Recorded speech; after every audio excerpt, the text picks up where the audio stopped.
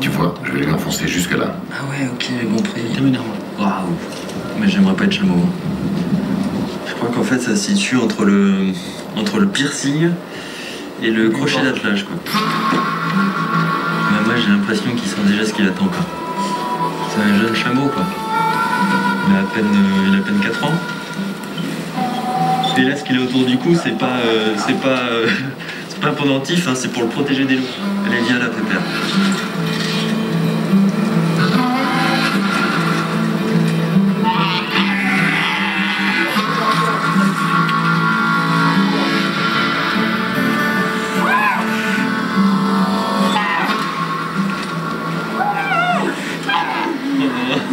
Pas des grilles comme ça. Ah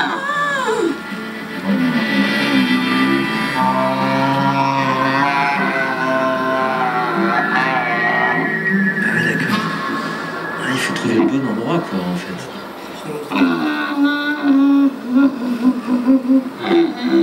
Alors, pour passer de l'animal sauvage à la bête de somme, il faut en passer par là, quoi.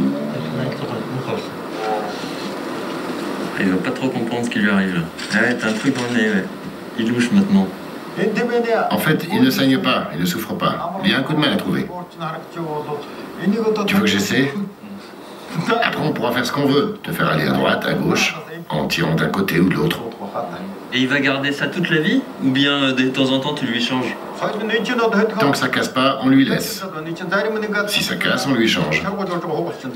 C'est comme pour une voiture. C'est le volant. Maintenant, tu peux le faire tourner. C'est peut-être trop tôt pour commencer à le faire aller à droite à gauche, non?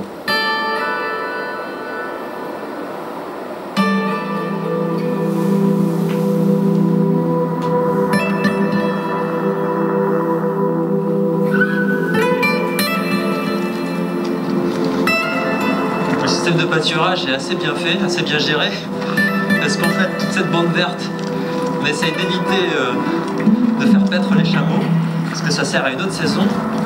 Et en début d'hiver, on les fait paître dans les dunes. Moi, je pensais pas qu'il y avait de l'herbe dans le Gobi, mais c'est bien plus irrigué que ce qu'on croit.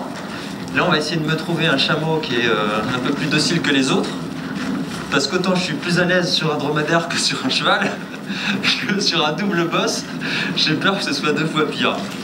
Pourquoi je monterais pas sur celui-là, moi? Il veut même pas avancer tout seul, il faut le tirer sur le coin de nez. Le gros, là? Non, attends. C'est pas gagné. On va peut-être prendre un autre, non? Accroche-lui la cordonnée. Là? Vas-y. Oulé. Je monte là-dessus comme ça, moi. Quoi, le pied là d'abord? Ou là-bas? Saute. Je saute? D'accord. Olé. Hop, hop, hop, hop. Tranquille, Pépère. Hop, olé. Totale maîtrise.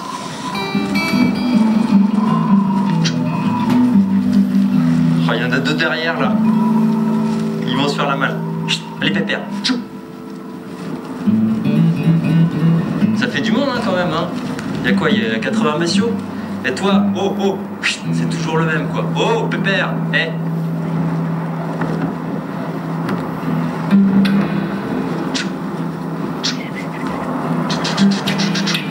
Moi, je gère pas la descente, là. Je ne gère pas la descente. Tranquille. Tranquille, mon vieux. Tranquille. Tranquille. Tranquille.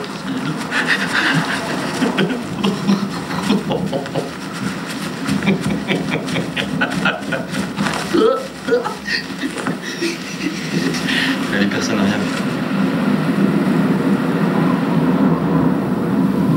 Qu'est-ce qui s'est passé ces 20 dernières années? Parce que pour moi, le Gobi, c'était un territoire de nomades, mais là, j'en vois pas beaucoup. Au début des années 2000, on a subi des catastrophes naturelles. C'est-à-dire qu'en hiver, il faisait extrêmement froid, et en été, il faisait extrêmement sec. Il me semble que dans toute la Mongolie, on a perdu 10 millions de têtes de bétail. Et depuis, les nomades ont décidé de quitter la campagne, pour ne plus dépendre du climat. Maintenant, il ne reste que des vieux. Les jeunes sont tous partis. Et toi, tu préférais l'époque communiste ou tu préfères quand même l'époque de maintenant? Pour être franc, moi, je préférais l'époque communiste. Tout le monde avait du travail. Tout le monde. Alors qu'aujourd'hui, la plupart des gens sont au chômage. Le capitalisme a ramené les motos made in China aussi. Et maintenant, les gens préfèrent le 2 roues au chameau.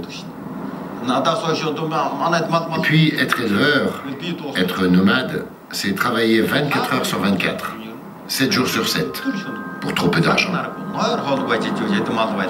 Personne ne prendra la relève après moi. Personne. En Mongolie, les nomades naissent sous la yourte et meurent dans la steppe. Je souhaite pourtant qu'ils ressuscitent dans le désert avec la stature des dunes, afin qu'ils puissent affronter le monde qui tourne trop vite pour eux. Je livre ma prière au temps qui passe.